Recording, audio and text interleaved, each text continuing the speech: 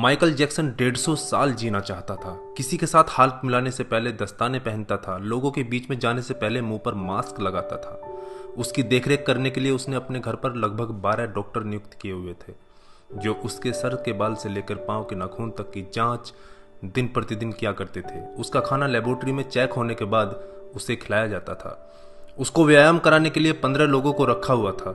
Michael Jackson अश्वेत था। उसने 1987 में प्लास्टिक सर्जरी करवाकर अपनी त्वचा को गोरा बनवा लिया था।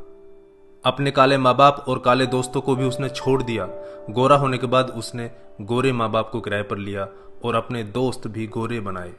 शादी भी गोरी औरतों के साथ की। नवंबर 15 को माइकल ने अपनी नर्स डेबी रो से विवाह किया, जिसने प्रिंस माइकल जैक्सन जूनियर और पेरिस माइकल कैथरीन को जन्म दिया। वो 150 साल तक जीने के लक्ष्य को लेकर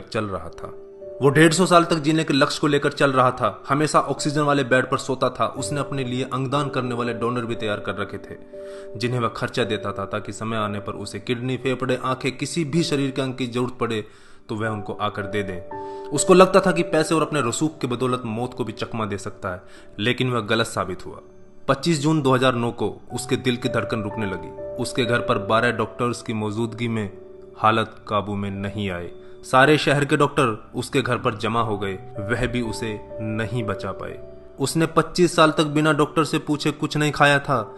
अंत समय में उसकी हालत बहुत खराब हो गई थी। 50 साल तक आते आते वह पतन के करीब पहुंच गया था और जून 25, 2009 को वह इस दुनिया से चला गया। जिसने अपने लिए 150 साल जीने के इंतजाम कर रखे थे, उसका इंतजाम धरा का धरा रह गया दोस्तों। जब उसकी बॉडी को पोस्टमार्टम हुआ तो डॉक्टर ने बताया कि उसका शरीर हड्डियों का ढांचा बन चुका था। उसका सिर गंजा था, उसकी पसलियां, कंधे, हड्डियां टूट चुके थे। उसके शरीर पर अनगिनत सुई के निशान थे। प्लास्टिक सर्जरी के कारण होने वाले दर्द से छुटकारा पाने के लिए एंटीबायोटिक वाले दर्जनों इंजेक्शन उसे दिन में लेने पड़ते थे। माइकल जैक्सन की अंतिम यात्रा को लगभग 2.5 अरब लोगों ने लाइव देखा था। यह अब तक की सबसे ज्यादा देखी जाने वाली लाइव ब्रॉडकास्ट है। माइकल जैक्सन की मृत्यु के दिन यानी 25 जून 2009 को 3:15 पर विकिपीडिया, ट्विटर और इंस्टा मैसेंजर सभी क्रैश हो गए थे। उसकी मौत की खबर का पता चलते ही गूगल पर 8 लाख लोगों ने माइकल जैक्सन को सर्च किया। ज्यादा सर्च होने के कारण गूगल पर सबसे बड़ा ट्रैफिक जाम हुआ था और गूगल क्रैश हो गया था। 2.5 घंटे तक गूगल काम नहीं कर पाया था। मौत को चकमा देने की सोच रखने वाले हमेशा मौत से चकमा खा जाते हैं दोस्तों।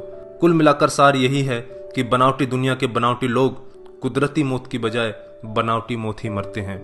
क्यों करते हो गुरूर अपने 4 दिन के ठाठ पर? मुट्ठी भी खाली रहेगी जब पहुंचोगे घाट पर। क्या हम builders, interior designers, caterers, decorators के लिए कमा रहे हैं दोस्तों? हम बड़े बड़े कीमती मकानों और बेहद खर्चीली शादियों से किसे इंप्रेस करना चाहते हैं? क्या आपको याद है कि 2 दिन पहले किसी की शादी में आपने क्या खाया था? जीवन के प्रारंभिक वर्षों में क्यों हम पशुओं की तरह काम करते रहते हैं और काम में जुटे रहते हैं? कितनी पीढ़ियों के खान पान और लालन पालन की व्यवस्था हम करना चाहते हैं? हम में से अधिकांश लोगों के 2 बच्चे हैं, बहुत का तो सिर्फ 1 ही बच्चा है। हमारी जरूरत कितनी है और हम कितना पाना चाहते हैं, इसके बारे में जरा सोचिए। क्या हमारी अगली पीढ़ी कमाने में सक्षम नहीं है जो हम उनके लिए ज्यादा से ज्यादा सेविंग कर देना चाहते हैं? क्या हम सप्ताह में 1.5 दिन अपने मित्रों, अपने परिवार और अपने लिए स्पेयर नहीं कर सकते? क्या आप अपनी मासिक आय का 5% अपने आनंद के लिए, अपनी खुशी के लिए खर्च करते हैं? सामान्यतः जवाब नहीं में ही होता है। हम कमाने के साथ साथ आनंद भी क्यों नहीं प्राप्त कर सकते दोस्तों? इससे पहले कि आप स्लिप डिस्क का शिकार हो जाएं, इससे पहले कि कोलेस्ट्रॉल आपके हार्ट को ब्लॉक कर दे, आनंद प्राप्ति के लिए समय निकालिए मेरे दोस्तों। हम किसी प्रॉपर्टी के मालिक नहीं होते, सिर्फ कुछ कागजातों, कुछ दस्तावेजों पर अस्थायी रूप से हमारा नाम लिखा होता है। अगर भगवान ऊपर है तो वो हमें देखकर हंसता होगा। वो सोचता होगा कि हम कैसी कैसी बातें करते हैं जब हम कहते हैं कि मैं इस जमीन के टुकड़े का मालिक हूं। किसी के भी बारे में उसके शानदार कपड़े और बढ़िया कार देखकर राय कायम मत कीजिए। हमारे महान गणित और विज्ञान के शिक्षक स्कूटर पर ही आया जाया करते थे। धनवान होना गलत बात नहीं है, लेकिन सिर्फ धनवान होना गलत है। आइए जिंदगी को पकड़ें इससे पहले कि जिंदगी हमको पकड़ ले। एक दिन हम सब जुदा हो जाएंगे, तब अपनी बातें, अपने सपने हम बहुत मिस करेंगे। दिन, महीने, साल गुजर जाएंगे, शायद कभी कोई संपर्क नहीं रहेगा, एक रोज हमारी बहुत पुरानी तस्वीर देखकर हमारे बच्चे हमसे पूछेंगे कि तस्वीर में ये दूसरे लोग कौन हैं? तब हम मुस्कुराकर अपने अदरस आंसुओं के साथ बड़े फक्र से कहेंगे, ये वो लोग हैं जिनके साथ मैंने अपने जीवन के बेहतरीन दिन गुजारे थे। मेरे दोस्तों, जीना सीखिए। धन्यवाद। जय हिंद।